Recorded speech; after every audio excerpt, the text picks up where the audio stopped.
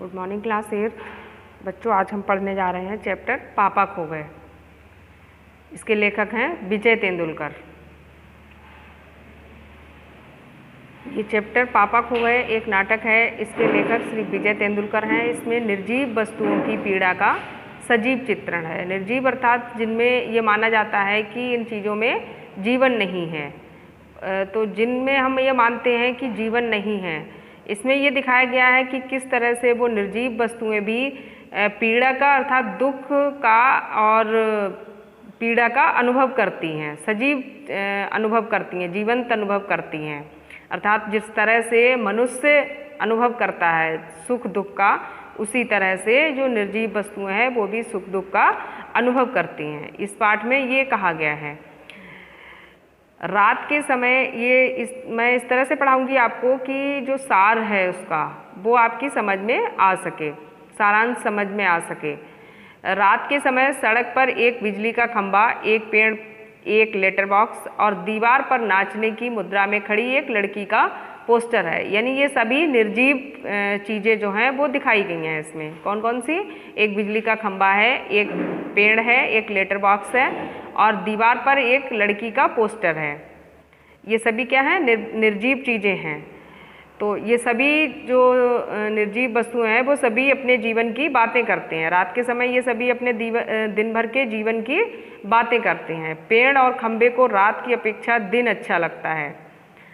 उस समय सड़क पर जीवन भागता दिखाई देता है। खंभे के एक स्थान पर खड़े हो जीवन व्यतीत करने पर दुख है। खंभे को क्या दुख है कि वो उसका जीवन जो है वो एक ही स्थान पर खड़े खड़े व्यतीत हो रहा है, गुजर रहा है, और उनको रात की अपेक्षा दिन अच्छा लगता है क्योंकि दिन में सभी लोग गुजरते रहते हैं, उधर से निकलते रहते हैं, भीड़ लगी रहती है, इसलिए उनको दिन अच्छा लगता है। रात में कोई नहीं आता जाता, सुनसान रहता है, इसलिए उनको रात पसंद नहीं है।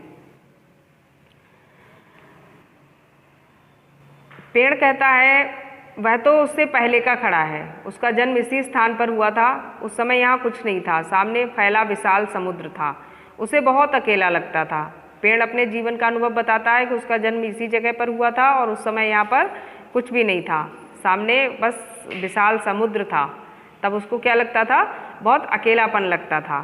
सड़क बनने पर जब खंभे को उसके पास लाया गया, अर्थात यहाँ पर सड़क बन गई, तब यहाँ पर एक खंभा लगाया गया, तो पेड़ को लगा कि उसका अकेलापन दूर करने के लिए एक साथी आ गया है। पेड़ ने खंभे से बोलने की बहुत कोशिश की परंतु खंभा खड़ा रहा।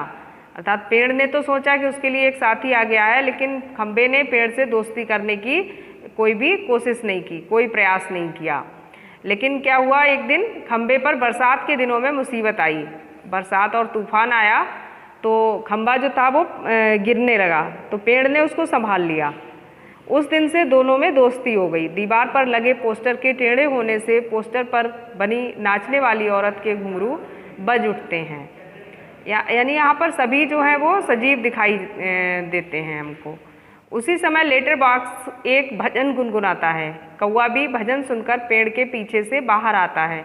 लेटर बॉक्स अपने डिब्बे से चिट्ठियाँ निकालकर पढ़ने लगता है। पेड़ और खंभा उसे चिट्ठियाँ पढ़ने से मना करते हैं। पेड़ और खंभा कहते हैं कि दूसरों की चिट्ठियाँ पढ़ना जो है वो ठीक नहीं है, लेकिन जो लेटर बॉक्स है वो क्या कहता है कि मैं अपने मनोरंजन के लिए ऐसा कर रहा हूँ। यानी दूसरों की जो चिट्ठियाँ पढ़ रहा है वो अपने मनोरंजन के लिए कह रहा है। लेटर बॉक्स कहता है कि वह तो अपने अपना मन बहलाने के लिए पढ़ता है, पेड़ को भी पढ़ना चाहिए।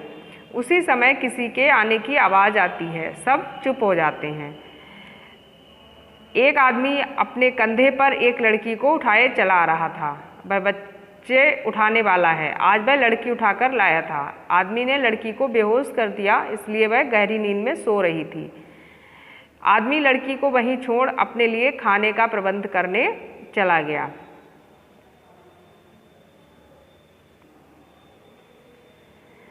उसके जाने के बाद खंबा, पेड़, लेटर बॉक्स और कौवा आदमी को बुरा भला कहते हैं और लड़की को उस आदमी से बचाने का उपाय सोचते हैं। तभी लड़की जाग जाती है। वह सबको देख हैरान रह जाती है। सब उसे देख चुप हो जाते हैं। वो सभी क्या देखते हैं कि एक बच्चा चुराने वाला आदमी जो है वो एक लड़की को चुरा कर लाया है। तो लड़की को वो वहीं पर लिटा देता है। अंधेरा है, रात है, कोई है नहीं वहाँ पर, और अपने लिए खाने का प्रबंध करने के लिए चला जाता है। तो उसके बाद में ये सभी जो निर्जीव चीज़ें हैं वो सब क्या करते हैं, उस आदमी को बुरा भला कहते हैं। खंबा, पेड़, लेटर बॉक्स और कौवा, है ना। तभी उनकी बातें सुनकर लड़की जो है वो जाग जाती है। वह सबको देखकर हैरान रह जाती है, उसे बहुत आश्चर्य होता है। सब उसे देख चुप हो जाते हैं। लड़की अपने माँ बाप और घर को याद कर रोने लगती है। लेटर बॉक्स से चुप नहीं रहा जाता, वह लड़की से उसके घर का पता पूछता है। लड़की को पता मालूम नहीं था। सबको आश्चर्य होता है कि लड़की को अपने घर के बारे में कुछ नहीं पता। सबको ये लगता है कि लड़की को अपने घर का पता ही नहीं है।